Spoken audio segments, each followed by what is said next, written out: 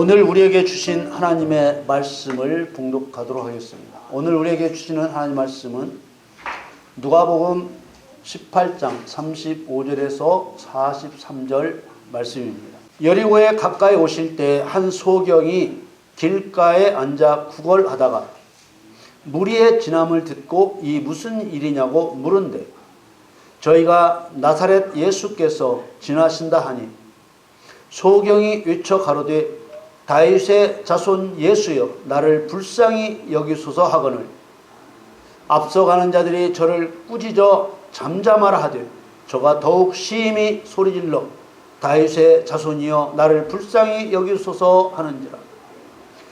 예수께서 머물러 서서 명하여 데려오라 하셨더니 저가 가까이 오매 물어 가라사대 내게 무엇을 하여 주기를 원하느냐. 가로되 주여 보기를 원하나이다. 예수께서 저에게 이르시되 보아라 내 믿음이 너를 구원하였느니라 하시매 곧 보게 되어 하나님께 영광을 돌리며 예수를 쫓으니 백성이 다 이를 보고 하나님을 찬양하니라. 아멘. 아멘. 2023년 4월 30일 주일 예배에 저와 여러분에게 주시는 하나님의 말씀은 누가복음 18장 35절에서 43절 말씀으로 믿음은 장애물을 뚫고 주님께로 나아가는 것, 이러한 주제로 말씀드리겠습니다. 사랑하는 성도 여러분, 믿음은 그리스도인에게 있어 생명과 사망을 가르고 성공과 실패를 나누며 승리와 패배를 가르는 절대적인 요소입니다. 믿음은 무엇인가? 하나님께서는 무엇 때문에 하나님의 백성들에게 믿음을 요구하시는 것일까? 내가 하나님을 믿고 있는지 믿고 있지 않은지 어떻게 구별할 수 있을까? 자신이 자신을 볼 때도 믿음이 없는 것 같은데 이렇게 믿음 없는 상태로 살다 죽는다면 정말 천국은 갈 수 있을까? 좋은 믿음을 가지고 하나님을 기쁘시게 하고 싶은데 어떻게 해야 좋은 믿음을 가질 수 있을까? 누구나 이런 생각들을 한 번쯤은 해보셨을 것입니다. 어쩌면 한 번이 아니라 항상 머릿속에서 떠나지 않는 목마름이었을 수도 있습니다. 대부분의 성도들은 믿음을 마음속에서 일어나는 생각이라고 생각합니다. 물론 당연히 믿음은 마음의 생각에서 시작됩니다. 그러나 진실한 믿음은 마음에 담아두기만 할 수 없습니다. 왜냐하면 하나님이 요구하시는 믿음은 하나님과 성도의 관계를 발전시켜 나가는 핵심 요소이기 때문입니다. 만일 믿음을 마음에 담아두기만 한다면 하나님과 관계를 발전시켜 나갈 수 없습니다. 출애굽 때 이스라엘 백성들이 르비딤이라고 하는 곳에 이르렀을 때 아말렉 족속들이 이스라엘 백성들을 공격하려고 이스라엘 백성들 앞에 진을 쳤습니다. 그때 모세는 여호수아에게는 아말렉과 싸울 사람들을 선발해 나아가서 아말렉과 싸우라고 했습니다. 그리고 자신은 내일 하나님의 지팡이를 손에 잡고 산 꼭대기에 서겠다고 했습니다. 하나님의 지팡이를 손에 잡고 산 꼭대기에 서겠다고 한 것은 단순하게 말하면 기도하러 올라가겠다는 말이지만 아말렉을 이길 수 있는 분은 오직 하나님 한 분밖에 없음을 믿은 것입니다. 출애굽기 17장 10절에서 12절 말씀에 여호수아가 모세의 말대로 행하여 아말렉과 싸우고 모세와 아론과 훌은 산 꼭대기에 올라가서 모세가 손을 들면 이스라엘이 이기고 손을 내리면 아말렉이 이기더니 모세의 팔이 피곤함에 그들이 돌을 가져다가 모세의 아래에 놓아 그로 그 위에 앉게 하고 아론과 훌이 하나는 이 편에서 하나는 저 편에서 모세의 손을 붙들어 올렸더니 그 손이 해가 지도록 내려오지 아니한지라. 모세가 이렇게 아말렉이 공격할 때 여호수아는 싸움터로 보내고 자신은 산꼭대기에서 기도한 이유가 무엇입니까? 자신들보다 강한 아말렉을 이길 수 있는 길은 오직 하나님밖에 없다는 것을 믿었고, 하나님께서 그 전쟁을 이기도록 도우시게 하는 길은 기도밖에 없다는 것을 믿었기 때문입니다.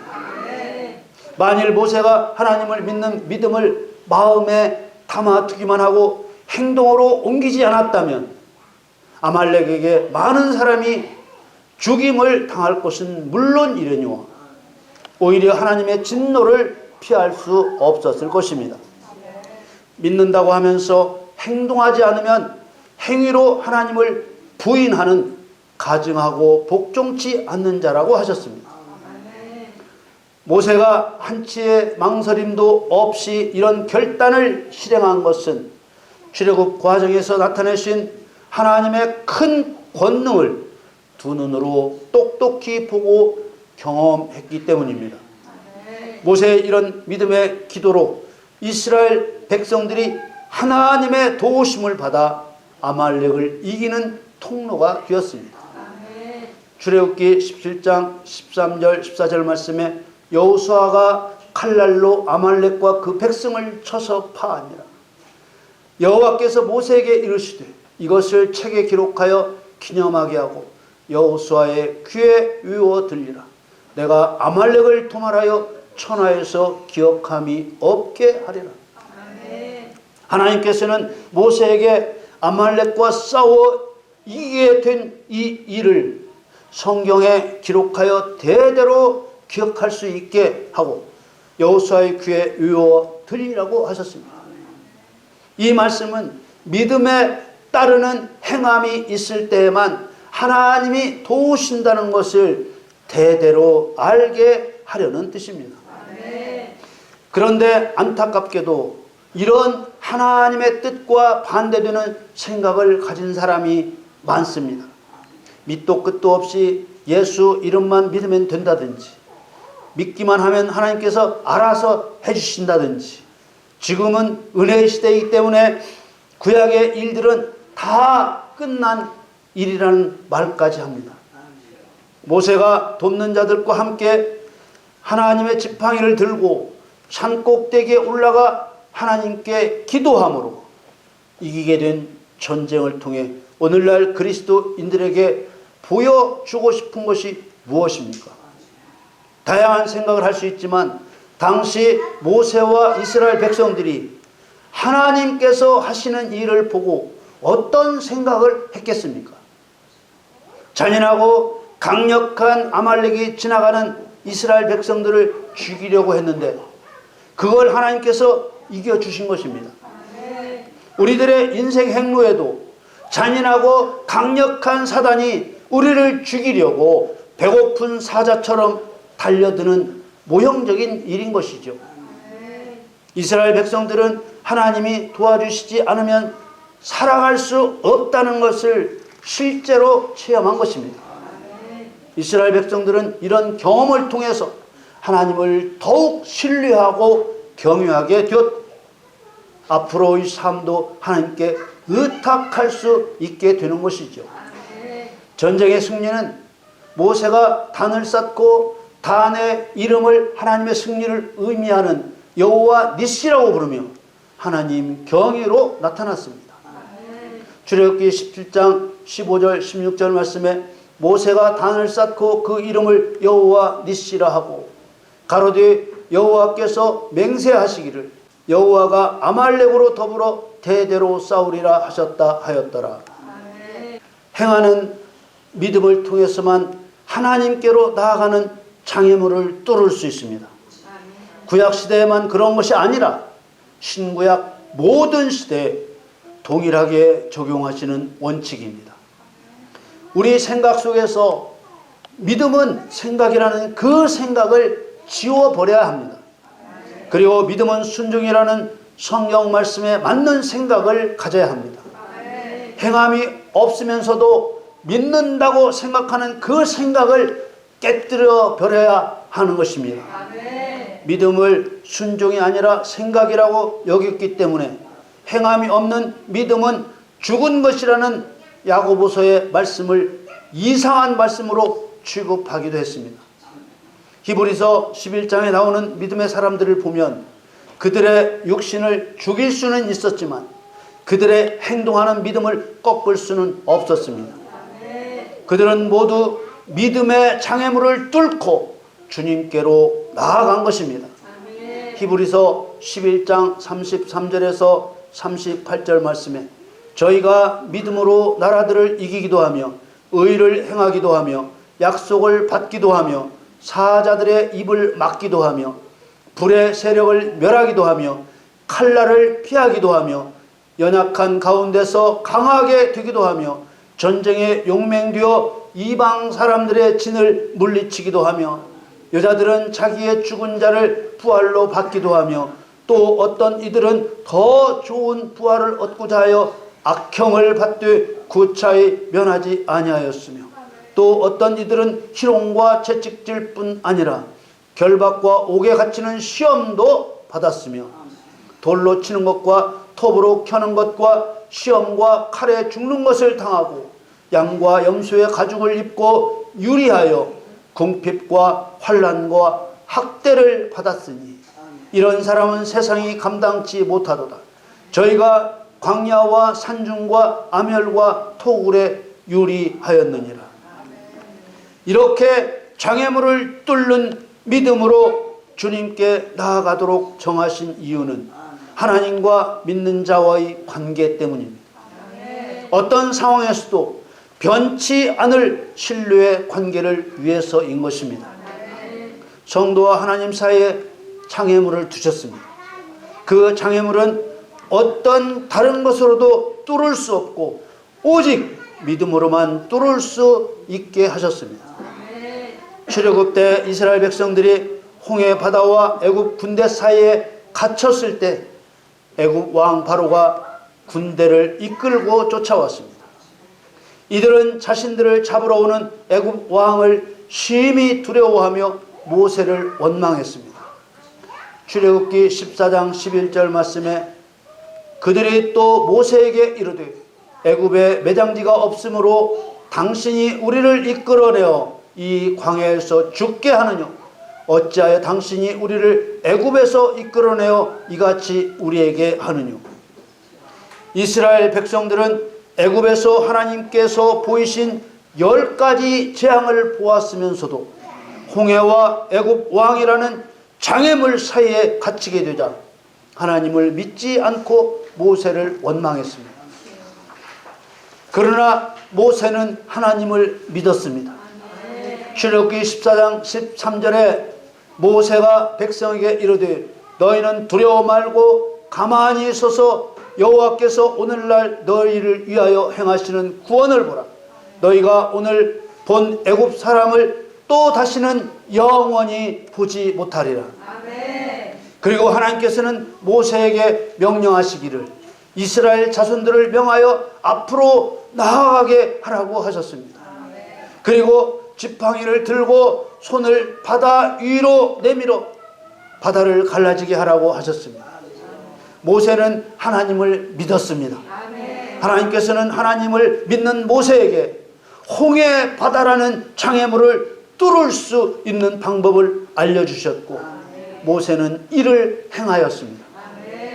하나님께서는 결코 알아서 해주시지 않았고 반드시 믿음의 행동을 통해서 장애물을 뚫게 하셨습니다.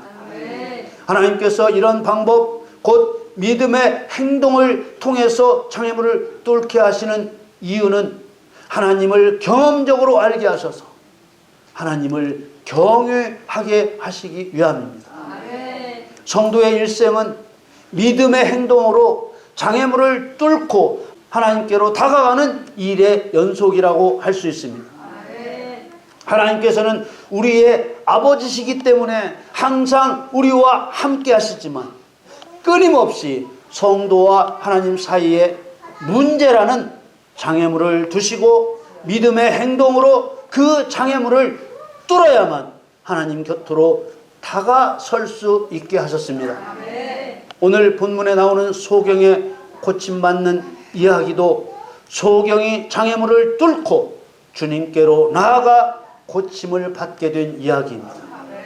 누가복음 18장 35절에서 30절 말씀에 여리고에 가까이 오실 때 한 소경이 길가에 앉아 구걸하다가 무리의 진함을 듣고 이 무슨 일이냐고 물은데 저희가 나사렛 예수께서 지나신다 하니 눈을 보지 못하여 구걸로 살아갈 수밖에 없는 곤고한 사람에게 스쳐 지나가 버릴 수 있는 기회가 찾아왔습니다.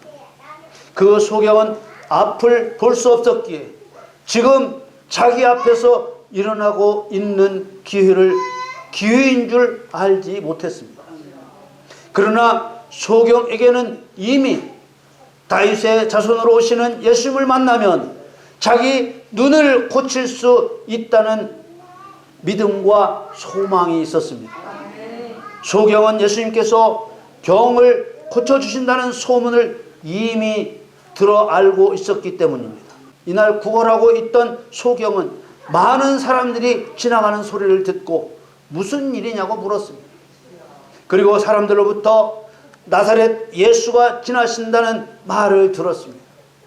소경은 나사렛 예수가 지나신다는 말을 듣자마자 큰 소리로 부르짖었습니다. 38절 말씀에 소경이 외쳐 가로되 다윗의 자손 예수여 나를 불쌍히 여기소서 하거든. 우리는 38절에 나오는 두 가지 말에 주목해야 합니다. 하나는 외쳐라는 말입니다.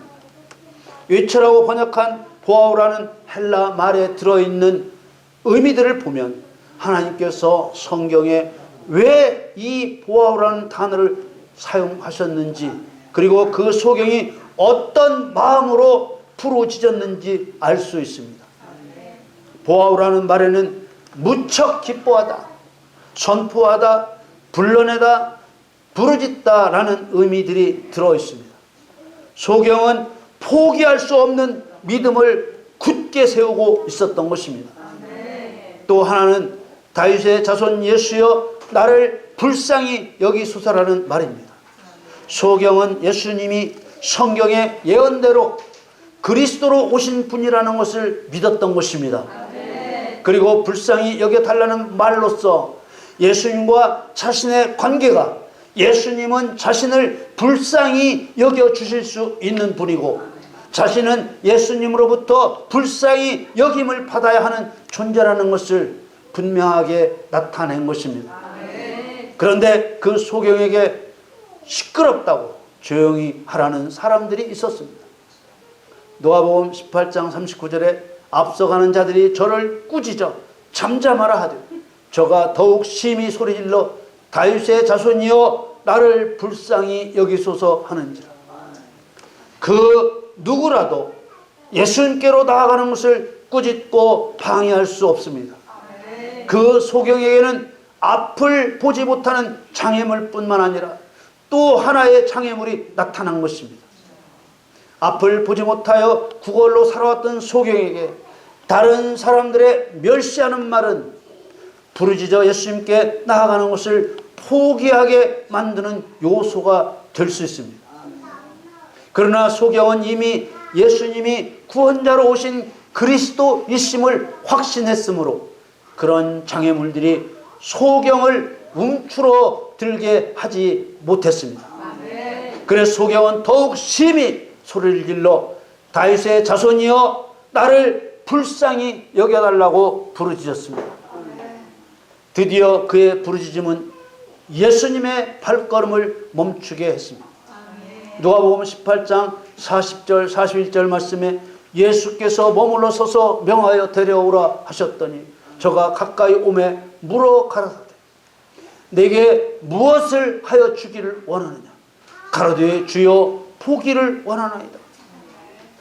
소경은 왕이신 예수님 앞으로 부름을 받았습니다. 소경이 주님 앞에 부름을 받았던 것은 그가 불쌍히 여김 받아야 할 소경이었기 때문만이 아닙니다. 그에게 어떤 장애물이라도 뚫고 생명의 주님이신 예수님께로 나아가겠다는 믿음이 있었습니다. 예수님께서는 소경에게 내게 무엇을 하여 주기를 원하느냐고 물으셨습니다. 소경은 대답했습니다. 주여, 보기를 원하나이다. 모르실 리 없는 주님께서 무엇을 구하는지 말하게 하신 것입니다. 이런 예수님의 물음과 소경의 대답을 통해 우리에게 알게 하시는 것이 무엇입니까? 구하지 않는 것을 하나님께서 알아서 해주시지 않는다는 것입니다. 누가복음 18장 42절 43절 말씀에 예수께서 저에게 이르시되 보아라, 네 믿음이 너를 구원하였느니라 하시며 곧 보게 되어 하나님께 영광을 돌리며 예수를 쫓으니 백성이 다 이를 보고 하나님을 찬양하니라.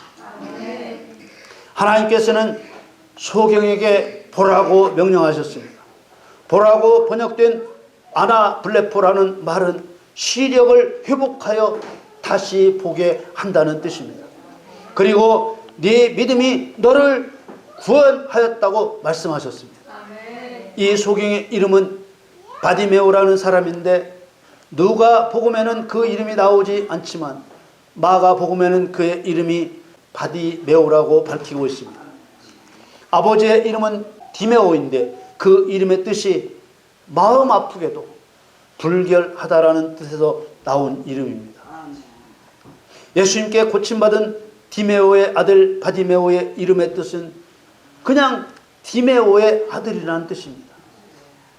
이들의 이름이 말해주듯이 그들이 매우 어렵고 불행한 삶을 살아왔음을 알게 해주고 있습니다. 그러나 그런 구차한 삶의 여정 가운데 주님의 자비가 임한 것입니다. 예수님께서는 불행했던 바디메오였지만 그에게 있는 믿음이 어떤 믿음인지 증거하셨습니다. 바디메오가 가진 믿음은 장애물을 뚫고 나아가는 믿음이었습니다. 고침받은 바디메오가 하나님께 영광을 돌렸습니다. 하나님께 영광을 돌렸다는 말은 자신의 눈을 보게 하신 하나님을 찬양하며 경의를 표했다는 말입니다. 그가 예수님을 쫓았다는 말에서 그의 삶이 완전히 바뀌었다는 것을 알 수 있습니다. 여기서 사용된 쫓았다고 번역한 아콜루데오라는 말은 단순하게 따라다녔다는 말이 아니고 제자로서 뒤따를 때 사용되는 말이기 때문입니다. 그리고 바디메오의 다시 보게 된 것과 바디메오가 하나님께 영광을 돌리고 예수님을 쫓는 것을 본 백성들이 하나님을 찬양했습니다. 믿음은 소경을 다시 보게 하는 이적의 열쇠가 되지만 하나님께서 우리에게 믿음을 요구하시는 목적이 문제의 해결 그 자체에 있는 것이 아니라 하나님과 성도와의 온전한 관계를 위한 것이라는 것을 꼭 아셔야 합니다. 믿음은 분명히 마음에서 비롯되는 것이지만 행동으로 나타내지 않는 믿음을 믿음으로 인정하지 않는다는 것을 알아야 합니다. 이런 말을 할 때 어떤 사람은 로마서 10장 10절 말씀으로 반박하기도 할 것입니다. 로마서 10장 10절 말씀은 사람이 마음으로 믿어 의에 이르고 입으로 시인하여 구원에 이르느니라. 이 말씀은 논란의 여지없는 온당한 하나님의 말씀입니다. 모든 사람의 구원은 마음에 있는 믿음을 말로써 약속하여 고백함으로 죄사함의 구원을 받습니다. 그러나 이때 하나님 말씀대로 따르겠다는 약속과 고백을 하는 것이지요. 하나님께서는 죄인의 약속과 고백을 그대로 받아들이셔서 죄사함의 구원을 베풀어 주십니다. 로마서 10장 10절 말씀은 바로 이 구원을 받는 믿음을 말씀하신 것입니다. 그런데 거기서 끝이 아니라 하나님께서는 구원받을 때 약속과 고백에 따른 행함을 요구하시는 것입니다. 그리고 행함의 믿음을 요구하실 때 반드시 하나님과 성도 사이에 장애물을 두어서 그것을 뚫게 하시는 것입니다. 이때에는 어떤 것도 하나님께서 알아서 해주시지 않습니다.